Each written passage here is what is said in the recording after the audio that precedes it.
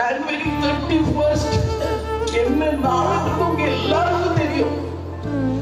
அன்னைக்கு நான் யாரையும் பார்க்க மாட்டேன், வரவே மாட்ட. கட்சி கேப்டன் குடியே நான் தனியா அவரோட வாழ்ந்த அந்த வீட்டில் அவர் குடியே நான் ஃபுல் டே இருக்கணும்னு ஆசை.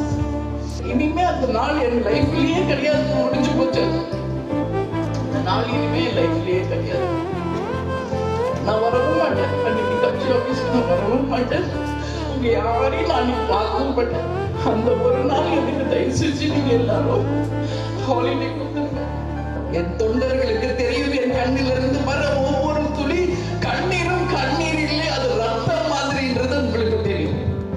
கேப்டனும் நானும் வாழ்ந்த வாழ்க்கை யாருக்கும் தெரியாது. என் அன்பு கணவரை நான் இந்த ஜென்மத்தில் நான் பெற்றது அந்த தெய்வங்களுக்கு இந்த நேரத்தில் நான் நன்றி சொல்றேன். இன்னும் எத்தனை ஜென்மம் எடுத்தாலும் அவருக்கே நான் மனைவியா வரணும், இவர்களே எங்களுக்கு பிள்ளைகளாக வரணும், நீங்களே எங்களுக்கு தொண்டர்களாக என்னைக்கும் இருக்கணும் சொல்லி இந்த நேரத்தில் நான் கேட்டுக்கிறேன். ஏன்னா இது போன ஒரு உண்மை தொண்டர்கள் வேறு எங்கேயுமே பார்க்க முடியும். எப்படி தலைவரோ அதே மாதிரிதான் தொண்டர்களாகி நீங்கள் எதுவுமே நமக்கு தெரியாது, எல்லாத்தையுமே மறந்துட்டோம்.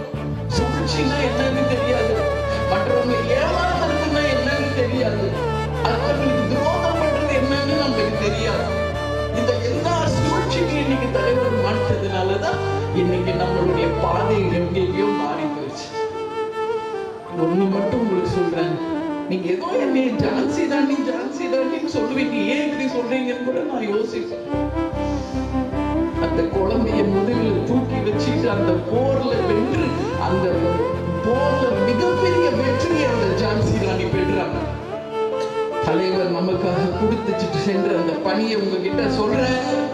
உங்கள் அண்ணியாக, ஜான்சி ராணியாக, இந்த கட்சியின் காவல் தெய்வமாக நிச்சயமாக தலைவர் நமக்கு கொடுத்து சென்ற அந்த பணியை எந்த காலத்திலும் நான் விடமாட்டேன். உங்களுக்காக என் உயிர், உடல், பொருள், ஆவி இருக்கும் வரை இனிமேல் என் வாழ்க்கை எங்க தலைவர் சொன்ன மாதிரி மக்களே மக்களே மக்களே மக்களே மக்களுக்காக வாழ்ந்தாங்க.